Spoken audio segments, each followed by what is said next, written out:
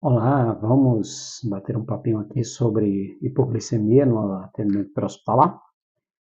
É o seguinte, é uma aulinha que a gente fez para o grupo fechado, uma aula especial, e aí a gente resolveu gravar agora e disponibilizar para mais algumas pessoas, tá? Mas ainda é um conteúdo um pouquinho restrito.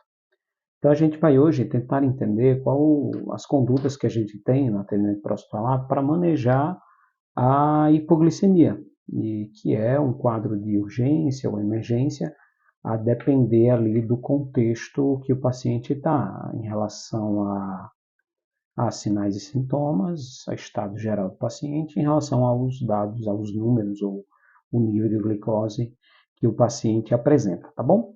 Para isso a gente precisa, antes de mais nada, entender uma coisa que é muito importante, né? O que a gente precisa saber? A gente precisa saber o que é a hipoglicemia, como ela se manifesta. A gente precisa entender as causas que levam à hipoglicemia, as principais causas, as causas mais comuns, para que a gente não só faça a reversão do quadro, mas também que a gente consiga, como é que pode dizer, orientar a família para que não volte a acontecer mais, orientar o próprio paciente para que não aconteça mais, tá? Aí, além das causas, nós vamos pensar como realmente identificar a técnica para identificar ou a confirmação, como é que eu vou ter certeza que esse paciente está no evento hipoglicêmico ou não. E eu vou ter ainda um outro passo que é como manejar, quais as condutas que eu vou aplicar nesse paciente com a confirmação ou com a suspeita da hipoglicemia, né? Principalmente ali em relação a método de identificação de emergência, a administração de medicações, vias dessas administrações e por aí vai. Essa questão causa, confirmação e condutas nós costumamos simplificar como os 3 Cs da hipoglicemia, né?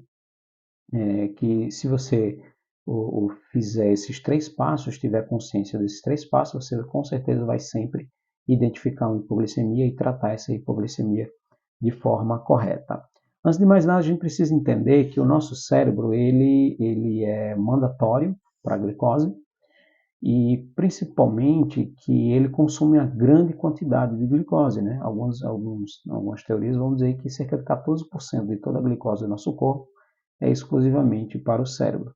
Mas o nosso cérebro não precisa só de glicose, na verdade ele precisa ali, de um conjunto de coisas.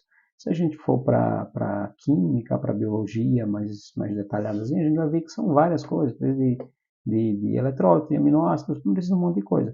Mas a gente costuma dividir em três grandes necessidades, ou 3 necessidades básicas principais do nosso corpo, especialmente do nosso cérebro. Ele precisa de oxigênio, nós temos um metabolismo baseado em oxigênio, tá? Então ele precisa dessa entrada desse oxigênio dentro do organismo para que consiga fazer a sua metabolização, a sua função, a sua manutenção dos órgãos, de todos os tecidos ali do corpo. Além disso, o nosso cérebro, o nosso corpo vai precisar da glicose, que são os 2 elementos associados, né, glicose e oxigênio, que fazem ali o ciclo de Krebs, que faz a alimentação, a nutrição ou o metabolismo celular, tá certo? E para que esses dois consigam chegar a todos os tecidos, nós precisamos de sangue. Sangue em 2 sentidos, né? Sangue no sentido do líquido em si, do conjunto de coisas que o compõem, da estrutura, vamos dizer, anatômica do sangue, a composição química, a composição dos seus sólidos, mas também da pressão que o sistema cardiovascular fornece. Eu preciso daquela pressão, e aquela pressão vai ajudar a entrada de oxigênio nas células, vai ajudar também a entrada de glicose e regular todo esse processo. Então, se eu não tenho oxigênio, eu vou ter um sistema comprometido, um cérebro comprometido. Se eu não tiver glicose, eu vou ter um sistema e um cérebro comprometido. E se também não tiver sangue na pressão adequada, eu também posso ter esse comprometimento, tá? Então, sabendo que a gente precisa basicamente dessas 3 coisas para o nosso corpo, o nosso cérebro sobreviver, vamos aprofundar um pouquinho mais nisso daí, tá? E a pergunta básica é que nós precisamos ter os conceitos bem definidos para poder a gente partir para outras ideias. E o que é hipoglicemia? No resumo da ópera, na coisa mais simples possível, são níveis baixos de glicose circulante,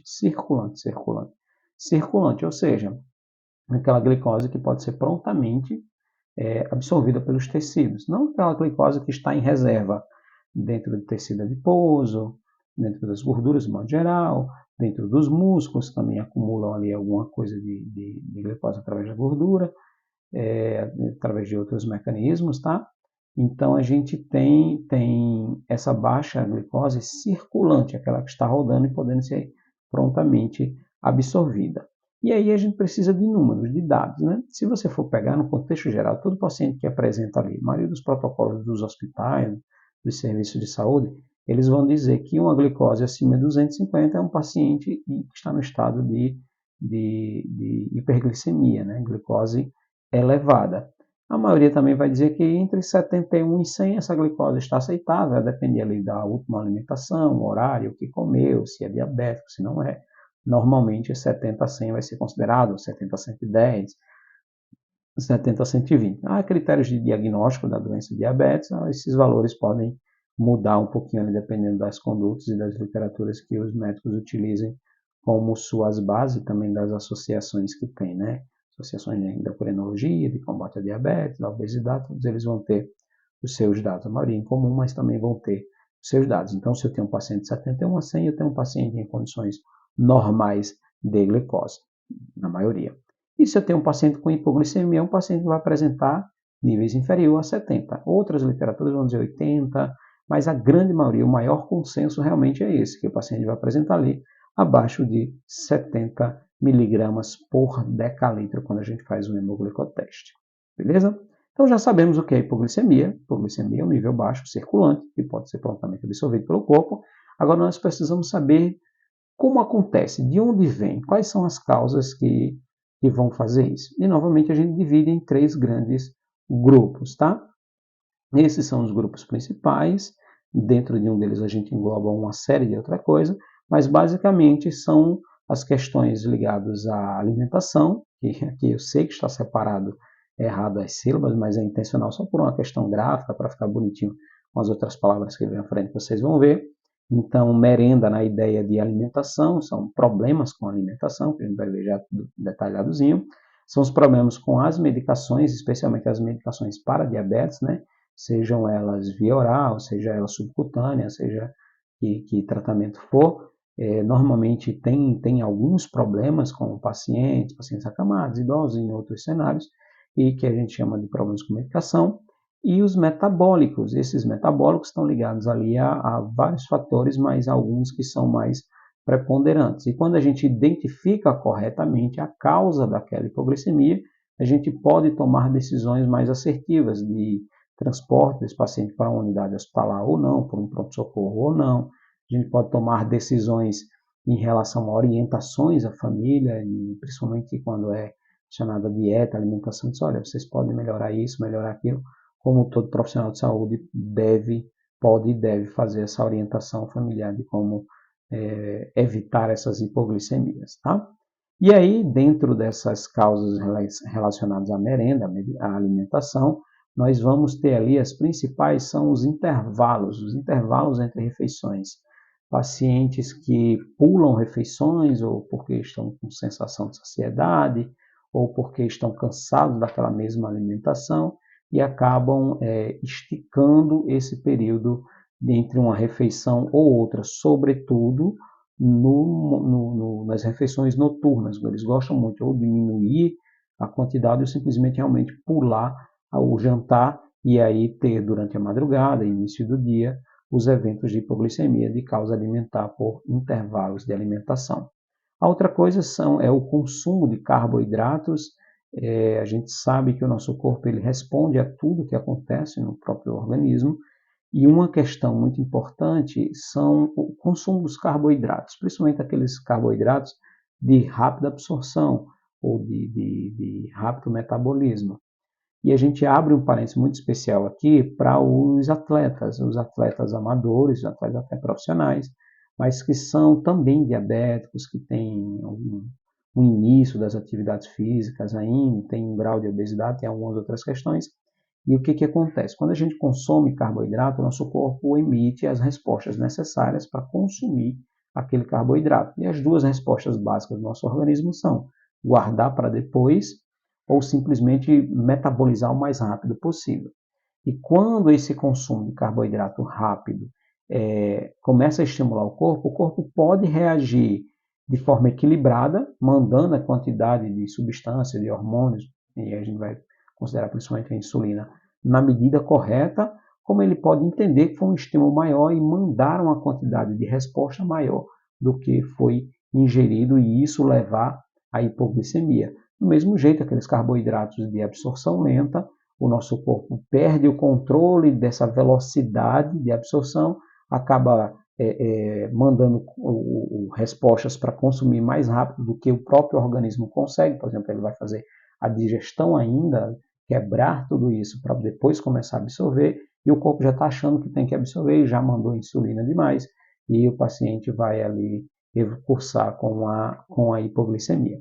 Então, especialmente para aqueles pacientes que estão fazendo atividade física, que são atletas amadores, corredores, que gostam dos seus pré-treinos ricos em uma dieta de carboidrato de ação rápida, pega ali uma fruta ou algum pão integral, coloca um mel, um cereal, alguma coisa que vai ser metabolizado sem digestão, muitas vezes, principalmente aquele gelzinho dos corredores, dos ciclistas, né? Aquele gel, chama gel carb, ele vai ter o estímulo e possa ser que a resposta do organismo seja inadequada, especialmente para os diabéticos e durante a atividade física ou logo depois da atividade física, até inclusive na primeira e segunda hora do fim da atividade física, o paciente possa cursar com hipoglicemia. E fica até atento também para quem trabalha com a pH em eventos, também pensar nessa possibilidade de que nem sempre aquele paciente que passou mal, no popular passou mal, durante a prova, é cardiovascular a origem do problema dele. Pode ser realmente alimentar de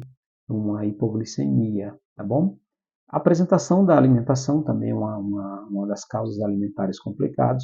A apresentação no sentido de aparência, de despertar o desejo para consumo do paciente, à medida que ele não se sente atraído por aquela alimentação, a tendência é que ele não consuma em quantidades corretas e isso possa cursar com a hipoglicemia.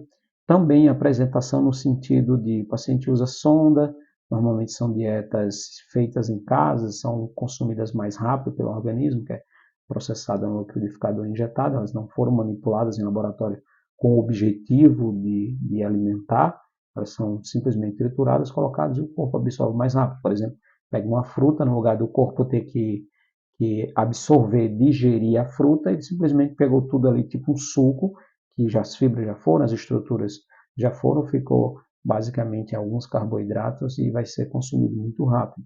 Então, essa apresentação é muito importante, até mesmo para fazer com que o paciente mantenha o foco na dieta dele e consiga fazer a boa absorção desses nutrientes. Pacientes que usam prótese, que têm dificuldade em mastigar, vão ter uma absorção mais lenta desses alimentos.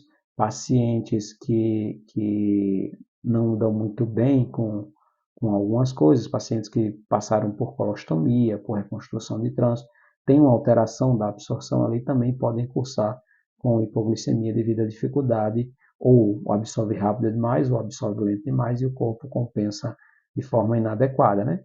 E simplesmente a dieta. Todo paciente diabético tende a cansar da dieta que ele faz, a ficar enjoado daquela mesma alimentação, aquele mesmo estilo de alimentação, em um momento ou outro abandonar a dieta, perder o controle em alguns pontos e isso levar a uma hipoglicemia de causa alimentar, tá? Quando a gente pensa nas causas medicamentosas, a primeira são as dosagens, né? Erros de dosagens. É muito comum para quem trabalha no APH, está bem acostumado com isso, de pacientes que acabam fazendo uma quantidade maior de insulina do que o que deveria, pacientes que tomam 2 vezes a medicação sem ter certeza que tomou a primeira vez, tomam a segunda, pacientes que acham que não estão evoluindo tão bem e voluntariamente aumentam a dosagem das suas medicações, são pacientes que costumam evoluir com hipoglicemia por esse motivo e necessitam de intervenções. Pacientes que saem de casa sem suas medicações e ficam em intervalos longos sem consumir as medicações. Pacientes que às vezes, eu não me alimentei tão bem, então não vou tomar a medicação hoje e o corpo compensa. Ou então pacientes que dizem, não, eu pretendo hoje chutar o pau da barraca na dieta, eu vou tomar um comprimido a mais do que eu costumo tomar, por exemplo, de um metformina da vida, tá? Novas medicações que são inseridas, o paciente que está em fase de adaptação àquelas medicações que acabaram sendo inseridas no cronograma de cuidados dele, e esses pacientes não conhecem o funcionamento, o tempo de absorção, o local de absorção dessas medicações, e acabam que elas também podem contribuir com o curso de uma hipoglicemia.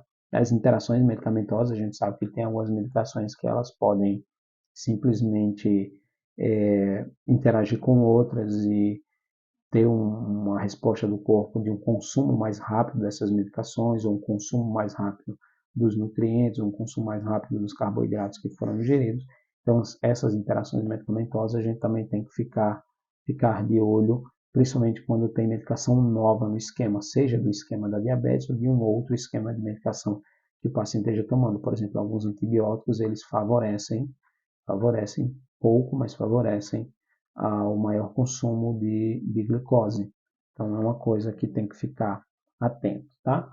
E, principalmente, quando a gente fala de medicações, é a ausência de monitoramento de como esse paciente está fazendo uso. Então, todo paciente diabético precisa ser monitorado pela família, pela equipe de saúde, para que ele faça o uso adequado de suas medicações.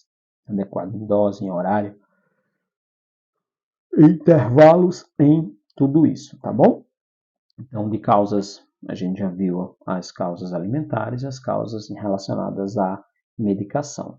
E ainda a terceira causa, o terceiro grupo de causas ali das hipoglicemias, nós temos os processos metabólicos, especialmente as infecções. Nós sabemos que infecções consomem mais glicose, que infecções, dependendo de onde for, inclusive pode dificultar a absorção ou a resistência à insulina, a secreção, a excreção de insulina. Então, para todo paciente que tem um processo infeccioso, você vai jogar ali para investigar, esse paciente realmente pode cursar com hipoglicemias, inclusive hipoglicemias de rebote, hipoglicemias de repetição, simplesmente porque a causa dele vai estar ali a bactéria consumindo mais do que o que deveria.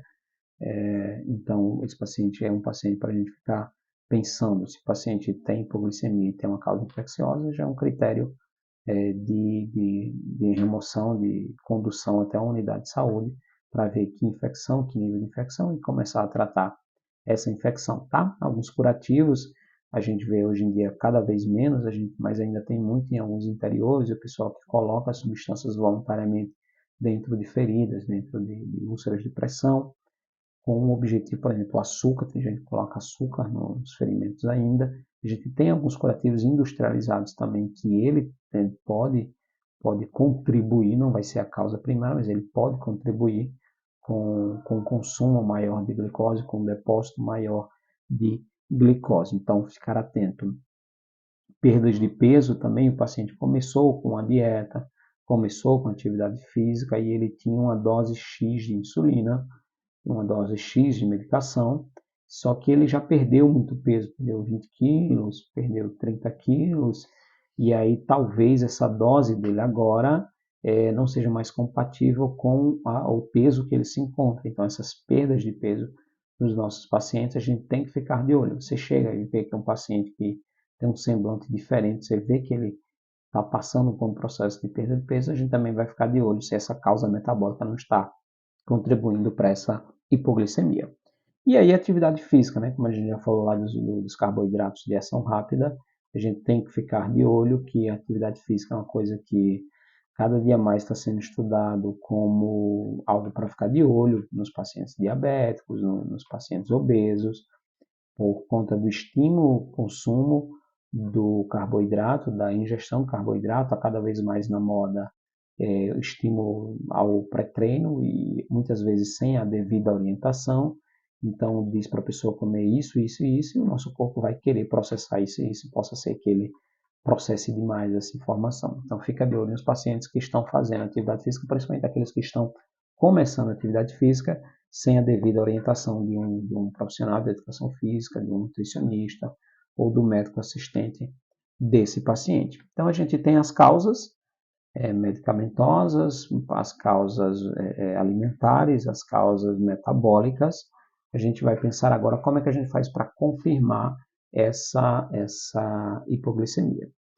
Para isso, nós temos um evento, nós temos um conteúdo, um conceito, uma ferramenta chamada Tríade de WIPO, onde nós vamos ter 3 pontos que nós vamos monitorar, avaliar, investigar, e esses 3 pontos vão nos dar a posição se esse paciente está realmente com hipoglicemia ou não, para a gente ter a certeza ali, tá? Uma coisa muito importante que eu gostaria de dizer é que todo paciente, e aí a gente tem várias literaturas que recomendam isso, o AMLS, o IMPACT, o Disciplina de Emergências Clínicas da USP, todos eles vão dizer, olha, se você tem um paciente clínico com rebaixamento de nível de consciência, vamos partir do pressuposto que ele tem uma hipoglicemia. Mas a tríade WIPO ela vai nessas 3 bases, e a primeira base dela, o que a gente vai avaliar, o que a gente vai investigar para confirmar, são os sintomas sugestivos de uma hipoglicemia. O segundo passo, a gente vai fazer um hemoglicoteste e ele vai dar um resultado ali igual ou inferior a 70.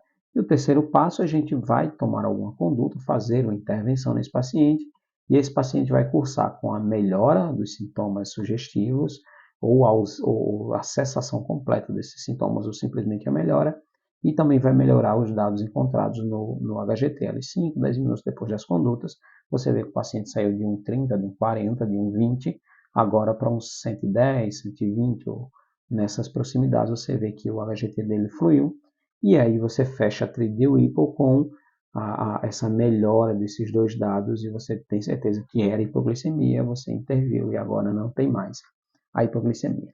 E aí, que sintomas são esses? A gente divide esses sintomas sugestivos em 2 grupos, os sintomas adrenérgicos e os neuroglicopênicos. Dentro dos adrenérgicos, são aqueles mais comuns, é o paciente que está com fome, por isso ele está um pouquinho mais agitado, um pouquinho mais ansioso, um pouquinho mais, como a gente costuma dizer no Nordeste, né, um pouquinho mais agoniado, tá bom? A gente vai ter o paciente com uma cefaleia, aqui a gente está considerando ali uma cefaleia leve, sinal de alerta, um sinal de cefaleia mais branda, mais posicional, e que a gente vai ver que no neuroglicopênico também tem uma cefaleia, só que lá com outra característica. O paciente que começa ali uma sudoresezinha discreta, a depender do valor que foi encontrado e do metabolismo desse paciente. Eu já atendi pacientes com hipoglicemia de 19 que estavam conscientíssimos, estavam só levemente desorientados, com muita fome, com uma dorzinha de cabeça, suando, mas conscientes do que estava acontecendo, ao ponto de inclusive receber uma classificação Glasgow 15, né? Eles verbalizavam perfeitamente o que tinham sem problema nenhum, tá?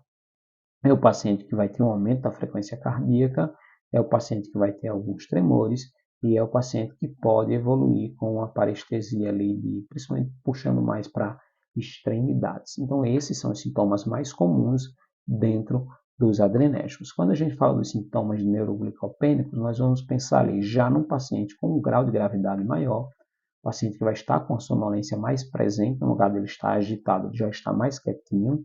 Então, essa sonolência já é um sinal mais significativo. A cefaleia, que como eu falei anteriormente, é uma cefaleia diferente da adrenérgica, já é uma cefaleia mais intensa, mais marcada, mais agoniante, que incomoda muito mais que a anterior. Inclusive, alguns pacientes até relatam que parece muito com a cefaleia de enxaqueca, de tão intensa que ela é. É aquele paciente que perde ali suas forças para suas atividades, para caminhar, para fazer alguma coisa, ele tem essa astenia muito presente, né? Como o povo diz também no interior, o paciente está fraco, certo? É o paciente que começa a evoluir com alteração de Glasgow ali, começa a ficar um pouquinho mais confuso mentalmente, um pouquinho mais desorientado, ele não está só agitado, mas agora ele já não consegue dar respostas tão lógicas, respostas tão claras e tão óbvias, até para coisas simples, como que dia é, qual o nome dele, quem é o familiar que está ali perto.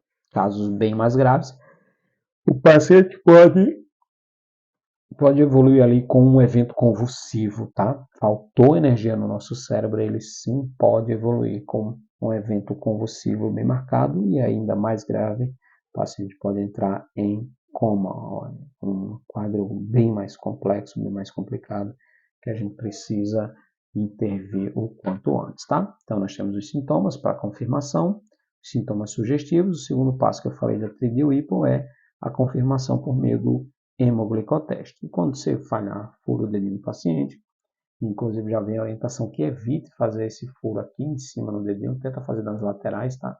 Especialmente se você não usa o lancetador, se você usa agulha mesmo, ou 3 por 4,5, ou aquela 25 por 7, tenta não fazer aqui porque é mais fácil você entrar demais e causar uma dor muito maior do que o que deveria. Então nas laterais dói um pouquinho menos, tá? Incomoda um pouquinho menos, principalmente aqueles pacientes que já fazem esse teste com muita frequência, tá? Se você fizer a colheita do sangue, depositar na lanceta, colocar na fita, né? Colocar no aparelho, ele ia aparecer essa sigla, esse conjunto de letrinhas, essa palavrinha, quer dizer que esse nível está muito alto, que o paciente ele tem, dependendo do fabricante, acima de 500 de glicose, acima de 600, depende de que cada aparelho consegue ler, a tecnologia dele permite que ele identifique, mas se aparece isso, você já sabe, está muito alto, né, que a gente chama acima do valor máximo detectável, ok? Está tão alto que o aparelho não consegue verificar. O inverso é se está, pode ser low ou pode ser só LO, tá? Dependendo do fabricante, pode aparecer só LO. O paciente que está realmente tão baixo a glicose desse paciente, que ele não consegue ler o valor que está. Alguns fabricantes dizem, é abaixo de 15, abaixo de 10, mas cada aparelho vai ter o seu manual e vai dizer que limite é esse. Mas se aparece essa informação e vocês acharam que está tão baixo, que provavelmente é uma hipoglicemia. Então, você já tem um sintoma sugestivo e aparece essa mensagem. Você também já tem um hemoglicoteste sugestivo. Alguns aparelhos vão aparecer erro, outro erro, com esse R no final, quanto de idioma, mas que eles vão estar ligados ali, cada um a uma série de problemas. Cada fabricante vai ter o seu erro e o seu problema. O mais comum entre eles é o erro 2 ou o erro 3, estão ligados à fita ou à bateria. Então, você trocou a fita, resolve, ou você trocou a pilha, a bateria do aparelho também resolve. E ainda a gente vai ter o valor real, que vai ser normalmente dado em três números com a unidade medida mg/dl, que é miligrama por decalitro, tá? E aí uma coisa importante é, a gente infelizmente não tem uma outra ferramenta, o dado que informa ali, a gente toma como verdade. Então, se lá apareceu 22, se você tentou várias vezes, o aparelho deu problema para ler, tal e tal, e você deu aquele resultado agora, você não confia, você repete, hein, na outra mão, para ter certeza ali que realmente é esse valor que deu, mas a princípio a gente confia nesse valor. O local da coleta a gente falou, então o hemoglicoteste a gente vai ter como ferramenta de confirmação, tá? Então, à medida que eu tenho os sintomas sugestivos, tenho a ferramenta de confirmação, que é o HGT, o hemoglicoteste, agora eu vou ver, depois da minha terapia, se o paciente teve a queda dos sintomas sugestivos e se ele teve uma melhora do seu estado geral. Se teve isso, é pronto, eu fechei os 3 pontos da tríade de Whipple. Sintoma sugestivo, hemoglicoteste sugestivo, abaixo de 70, e melhora ou ausência dos sintomas depois da administração das intervenções que eu queira fazer, ou que seja recomendado ser feito, e que a gente vai ver já já, tá? Então, ausência de sintomas e também um novo HGT. Faço um novo HGT e agora esse dado está mais alto do que antes. Eu tenho realmente uma hipoglicemia. Dito e feito, são essas as 3 bases da tríade de Whipple, tá? E pronto, já que eu já sei quais são as causas, eu já sei o que é, já sei quais são as causas, agora eu saber o que eu posso fazer, como é que eu tenho que intervir.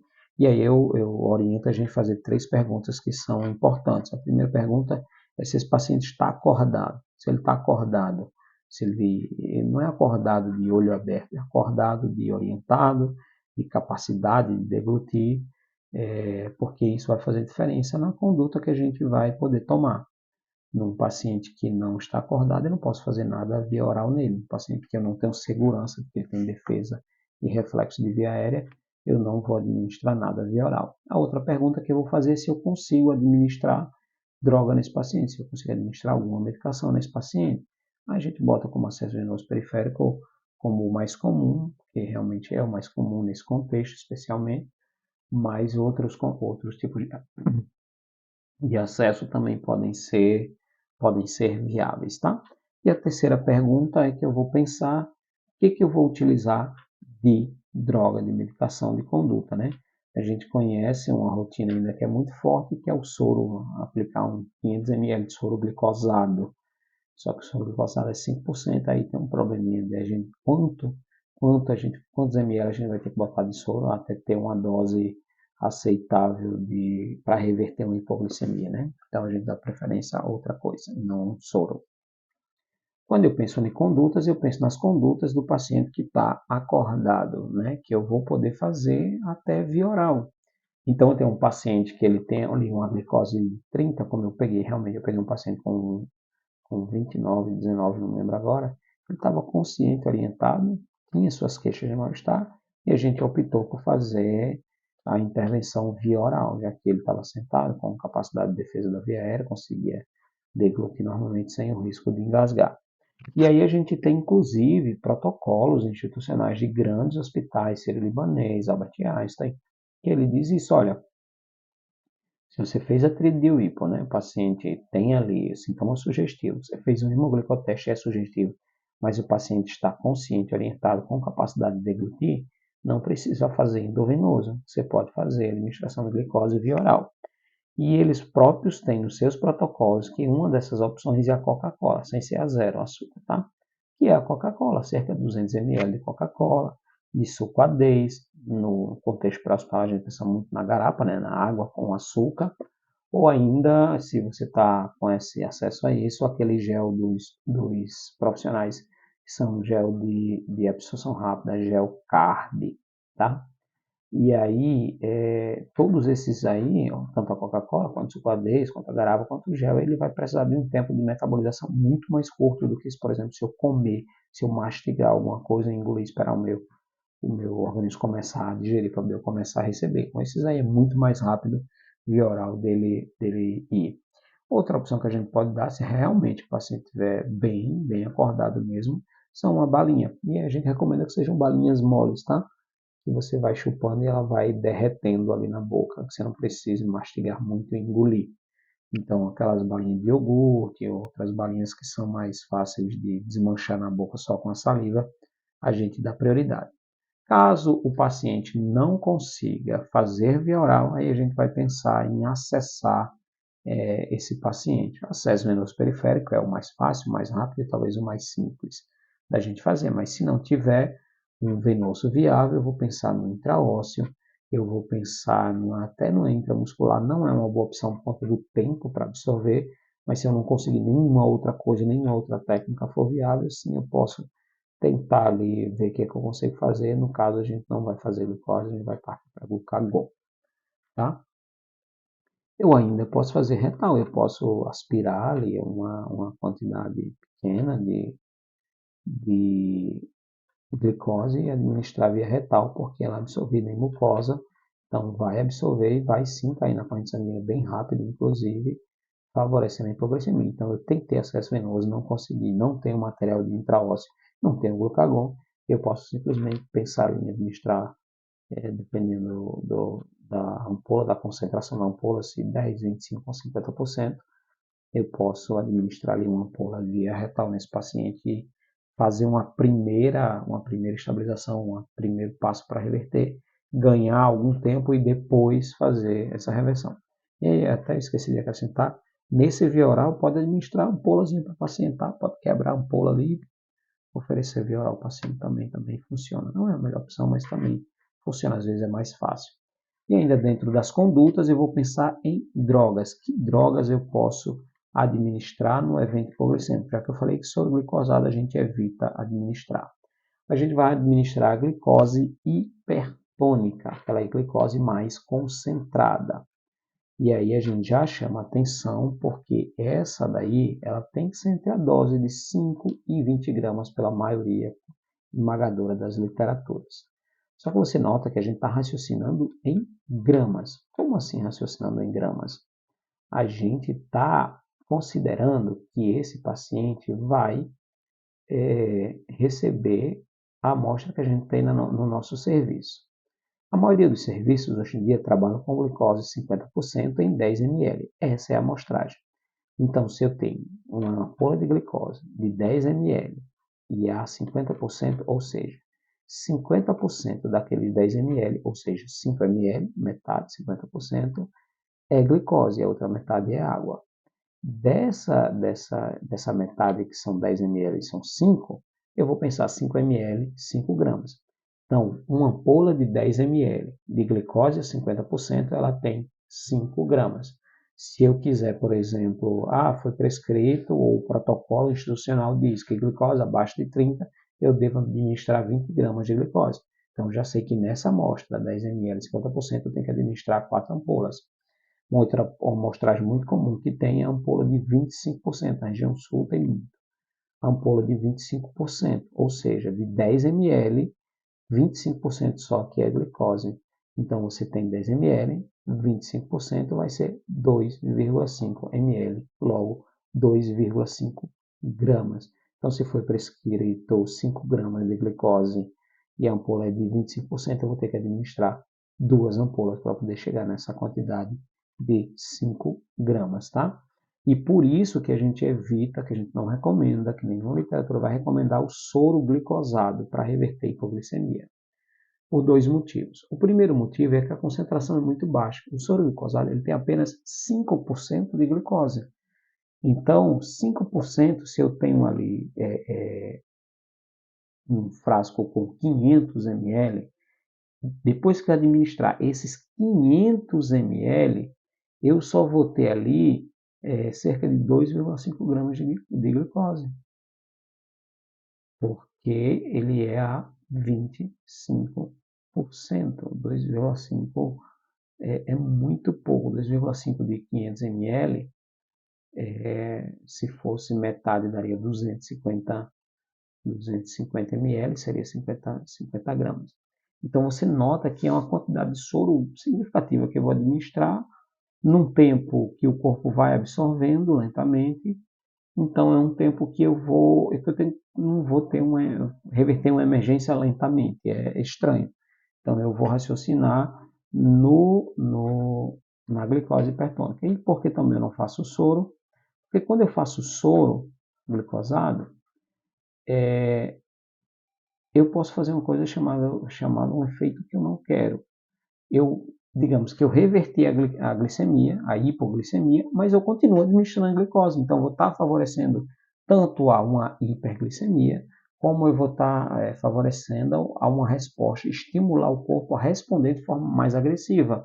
E o resultado final, terminou de passar o soro, cursa novamente com a hipoglicemia refratária, porque eu estimulei demais o corpo a resolver aquele problema, tá? Então, pensa ali em glicose hipertônica, que ela vai ser intravenosa, intraóssea ou via retal. Eu não tenho glicose disponível de jeito nenhum, mas a glicose hipertônica, mas eu tenho glucagon. E aí eu vou administrar o glucagon de uma forma muito simples, de 1 ou 2 gramas, tanto faz. A ampola já vai vir a dosezinha padrão. E você vai administrar ali intramuscular, preferência abaixo lateral da coxa, que é absorvido mais rápido. Tá? Então essa é a exceção da glicose, você fazer o glucagon, tá bom? Nesse primeiro passo, nessa primeira conduta do manejo da hipoglicemia, eu não vou fazer corticoide, eu não vou fazer inflamatório de modo geral, eu não vou fazer antibiótico, até eu identificar a possível causa e tratar essa causa, né? Se for metabólica infecciosa, aí sim eu posso fazer as outras coisas, mas no segundo momento, certo? E aí, é uma coisa que tem que ficar muito bem claro, muito bem ciente, é que glicose, tudo no nosso corpo é complicado, porque se a gente faz na dose correta é ótimo, se a gente faz na dose errada pode ser fatal. E a glicose, ela tem uma contraindicação em três cenários, em três grupos de pacientes. Quando eu faço a glicose, não é que eu não vou mais fazer, mas eu vou fazer a glicose e vou precisar tomar um segundo passo. Nos pacientes que são etilistas crônicos, não é aquele cara que chegou bêbado na unidade, é a primeira vez que ele bebe na semana, ele só bebe um final de semana por mês, não é esse paciente que eu estou falando, é aquele que utiliza o álcool de forma recorrente, tá? É o etilista crônico mesmo. Nos pacientes que estão com quadro de desnutrição, certo? Então, no waitlist crônico e nos pacientes com desnutrição, não pense só em pessoas que não têm acesso à alimentação, mas pense em pessoas acamadas, pense em pessoas que de baixa condição financeira, até em contextos urbanos, que não conseguem se alimentar de forma adequada e acabam comendo coisas que não conseguem sustentar esse organismo, tá? Então, são pessoas desnutridas. Você pensa também em pacientes hepatopatas, tá? Esses 3 pacientes, eles podem evoluir com um quadro chamado encefalopatia de Wernicke. Então, se o paciente está em hipoglicemia, tem uma dessas 3 origens aí, etilista, hepatopata e desnutrido. Se eu faço a glicose hipertônica nele, que eu vou fazer, não tem problema com isso, ele está em hipoglicemia, eu vou fazer, esse paciente pode cursar com a encefalopatia de Wernicke. Só que é muito simples. Por quê? Porque tem um antídoto para isso, tem a forma de evitar isso, que é a administração de tiamina ou vitamina B1. Quando eu faço no paciente etilista, no paciente hepatopata, no paciente desnutrido, quando eu faço a glicose hipertônica, eu tenho que fazer ali o quanto antes também a tiamina para controlar, diminuir esse risco da encefalopatia de Wernicke, tá? E essa tiamina, ela pode ser diretamente feita intramuscular, é realmente o modo, pelo menos, que eu mais gosto, mas ela também pode ser feita endovenosa, tanto ela direta quanto a própria ampola de complexo B. Complexo B tem vitamina B1 dentro, tem tiamina dentro, que vai resolver essa questão aí. E essa amostra na ampolazinha individual, ela normalmente é 100 mg por ml, uma dose padrão, que no Brasil inteiro é a mesma coisa. Então não precisa se preocupar com isso. Você vai conferir como as regras de conferência de medicação que a gente sempre tem que fazer. Mas você vai saber que ela vai ser um padrão ali de 100 mg por ml, que eu posso fazer tanto intramuscular quanto intravenoso, tá? Beleza? Muito conteúdo? Talvez não. Talvez sim. Mas para a gente organizar o pensamento, vamos fazer aqui uma revisãozinha como da época do Telecurso 2000, né? É hora da revisão. O que a gente viu? A gente viu que hipoglicemia é uma baixa da glicose circulante no nosso organismo. E essa baixa representa o valor de 70%, que pode ser de origem alimentar, medicamentosa ou metabólica, né? Alimentar, a gente vê ali medicação, ou a gente vê intervalos, dieta, absorção, a gente vê alguns detalhes. Medicação, interações, novas medicações, não adesão a tratamentos, esse tipo de coisa. Metabólicas, principalmente, especialmente eu chamo a atenção para os processos infecciosos, tá? Então essas são as 3 causas que podem levar à hipoglicemia. E para eu ter certeza que o paciente tem hipoglicemia, eu aplico a tríade de WIPO, onde eu vou ter sintoma sugestivo, hemoglicoteste sugestivo abaixo de 70, igual ou abaixo de 70, e eu vou ter a cessação dos sintomas depois da administração de condutas e a melhora também do dado do hemoglicoteste, do HGT. Eu vou, para isso, administrar glicose hipertônica, ou eu posso administrar glucagon, se não tiver glicose de jeito nenhum. A glicose vai ser na dosagem de 5 a 20 gramas endovenoso, intraósseo ou retal, certo? E se eu não tiver, eu posso fazer ali o glucagon intramuscular. Tenho que ficar atento aos pacientes que são etilistas crônicos, que são desnutridos e estão hepatopatas, porque eles podem evoluir com encefalopatia de Wernicke. Para resolver isso, eu administro a tiamina ou a ampola de complexo B, e eu vou ter esse controle, vou ter essa situação já sob uma demanda mais interessante, tá bom? Então essa era a ideia desse momentozinho, desse bate-papo sobre hipoglicemia no ATH, tá bom? A gente fica à disposição para qualquer esclarecimento, qualquer dúvida, já sabe onde achar, @dudachoto no Instagram ou WhatsApp 998110661, tá bom? Então, você curtiu, manda para o colega profissional, para que ele também tenha acesso a esse conhecimento, e segue lá no Insta que a gente vai continuar produzindo alguns conteúdos por lá, tá bom? Então, que a força esteja com vocês. Até uma próxima.